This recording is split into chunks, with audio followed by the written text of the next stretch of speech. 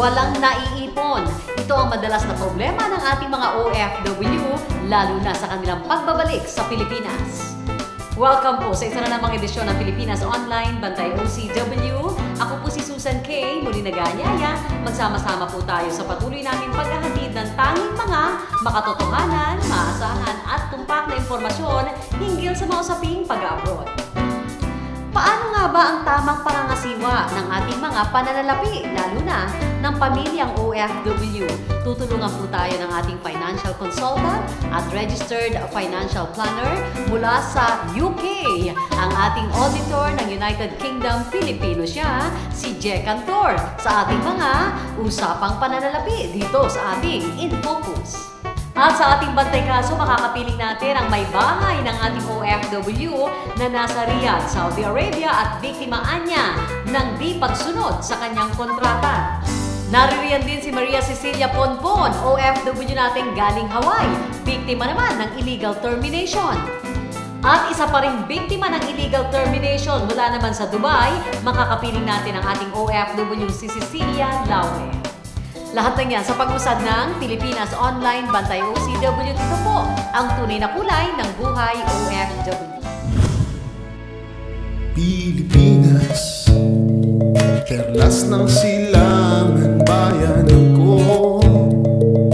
Lahing Pilipino, pinagmulan ng mga bayaning bughawang dugo.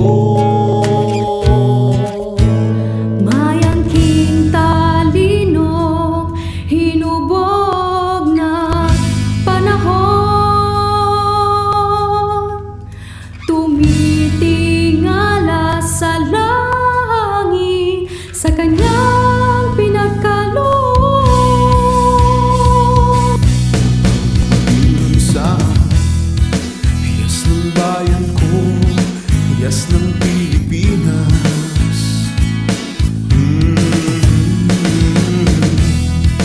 Hiyas ng bayan ko, hiyas ng Pilipinas. Hiyas ng Pilipinas.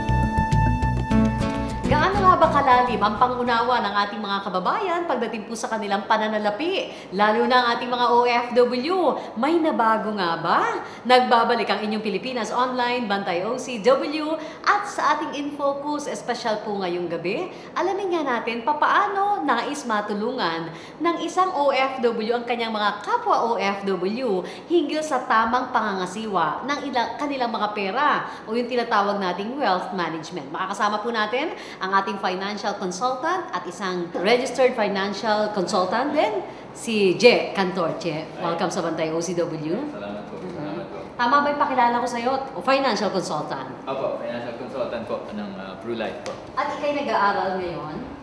Nag-aaral po ako ngayon ng tawag po is RFP, is Registered Financial Planner of the Philippines. So, nag-graduate na po ako doon. So, paper na lang at so, meron ka na eskwelahan para dyan? Opo. More of talagang tinuturo on how to be a good personal finance planner. So, ang pinaplan mo, yung pera ng iba? Of course, gamitin ko rin po yun para sa aking sarili, pero para din po sa aking family, sa mga clients din po. That's right. Auditor ka sa London? Yes, before po. I was there 2004 hanggang 2009. Anong nagtulak sa'yo na mag-abroad, Je? Gaya din po ng mga ibang mga OFWs, it's more of to support din yung family. Siyempre, pag doon, ang sweldo namin like before is 100:1 ang conversion ng British pounds. Opo. So, siyempre, hindi mo kikitain yon dito sa Philippines. Kaya, I chose na ano ba, makipagsapalaran din po sa London. So primarily wage differential talaga. Opo, malaki kasi malaki ang difference. So, yung makasampung beses ano na halaga sa isang trabaho lamang sa Ibayo Dagat. Pero that time, mataas yung palitan. Ngayon mababa na, no? Maliit na po eh. Siguro ngayon, kung dati is 100:1, ngayon is around 70 or 60 below na eh. Opo. So medyo maliit na rin. Pero nung bumalik ka, hindi pa naman ganung ka-drastic yung pagbaba. Siguro po pagbalik ko is around mga 80. So medyo bumababa na eh. So tinamaan din kasi ng financial crisis noong 2008. So from there talagang medyo bumaba na ang palitan. Yan ang first time na pagtatrabaho mo sa abroad? Yes, opo. Yun ang first and only time. Ayaw mo nang umalis? Well, iba pa rin ang dito sa sa Philippines eh. Masarap pa rin dito sa Philippines lalo kung kasama mo yung mga family mo. So mas na-enjoy mo ang kita sa Pilipinas kaysa kita sa abroad? Opo, iba pa rin po pag nandito sa Pilipinas tapos kasama mo yung mga family mo. Hindi nag-enjoy ata yung mga pinapadala. Dati sila lang yung nag-i-enjoy. Ngayon, pati ako nag-i-enjoy. Totoo talaga nag-i-enjoy lang yung pinapadalahan, ano? Tapos masama yung loob ng mga nagpapadala. Hindi naman po masama. Actually, fulfilling naman Masama yung ang feeling. magpadala. Kaya lang malungkot. Malungkot, Siyempre, ayun. Like, in my case, ako lang po yung nandun. So, mahirap po. Tapos malungkot din po kasi wala yung family. Mas masama ang loob, hindi lang malungkot. Kung halimbawa, winawaldas lang nung kapamilya yung padala. Ayun po. Ang isang issue. Tama po kayo. Lalo na kung parang umaasa lang sila, tapos gastos lang ng gastos, na kala nila madaling kumita ng pera abroad, tapos hindi naman nila, hindi sila nagtatrabaho. Yung iba, talagang tambay lang, tapos That's right. maghihintay lang every 15 to 30th na yung padala, tapos wala, enjoy na. Oo. Sa iyong obserbasyon nung naroon ka sa London, ano ugali ng Pinoy sa pagdating sa pera?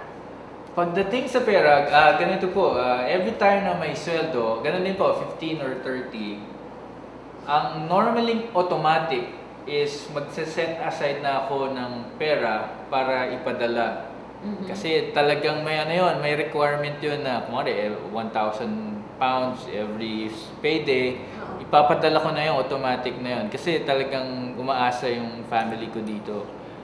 Tapos yung iba, yun, personal ko na nagastos, pambayad ng rent, pambayad ng transportation, tapos syempre, pambayad din ng credit card kasi doon, madali din kumuha ng credit card, madali din mag-shopping. Syempre, nasa nasa London ka eh, masarap mag-shopping. Masarap mag-shopping doon, ha? So, pag wala kang control sa sarili mo, gastos ka lang ng gastos. So, pagdating ng sweldo, bayad utang. So, ikaw nauubusan, todo-todo ka rin kung gumasta nung panahon na yun. May hirap man aminin, pero totoo na parang medyo hindi ko na control yung paggastos. Kasi una, basta bigay din ako ng pera, padala ng pera, at the same time, shopping. So, ayun, isa yun sa mga lessons na natutunan ko po. Pero auditor ka, ha? Auditor ako, ayun, ino-audit ko yung pera ng ibang kumpanya. Hindi ko ino-audit yung pera ko. Ikaw wala kang ma-audit. Ayun, Anong nagtulak sa'yo na maging isang financial consultant ngayon because of your experience din? Opo, isa po yun is because of my experience na hindi ako masyado nakapag-ipon. Tapos gusto kong i-educate yung mga fellow OFWs din na kasi ang thinking natin is pag OFW ka is want to sawa yung sweldo mo, parang hindi mauubusan. Pero there will come a point na titigil ka ng trabaho, babalik ka sa Pilipinas, na kailangan mag-ipon. At the same time, meron po, kasi po parang manager ako doon o supervisor, yung mga staff ko doon is from different nationalities. May British, Australian, New Zealander.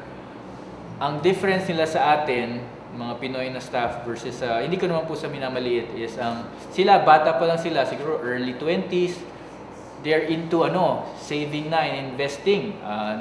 Alam na po nila mag-invest sa stock market, sa mga mutual fund. Ganun ka bata? Opo, tapos naiintindihan nila yun? Opo, at tapos as in, bumibili na rin po sila ng bahay nila kasi medyo nakaseparate na sila sa family nila. Talagang independent na yung thinking nila.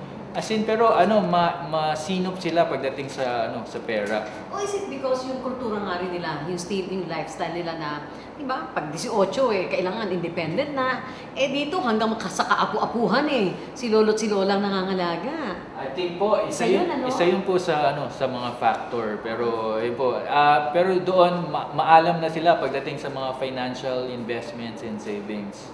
Maaga sila nagsisimula. Alright. So marunong sa pera ang ibang Yes. lahi. Yes. Tayo, likas bang gastador ang Pilipino? Sabihin ko na lang po in a nice way na mahilig tayo sa mga malls. Mahilig tayo magpunta sa mga malls pagdating ng sweldo. At madali tayong matukso kapag may nakita. Opo, or mahilig din tayo magpalit ng mga cellphone every month. Mga ganun. Siguro yun nga, sa upbringing din sa culture po.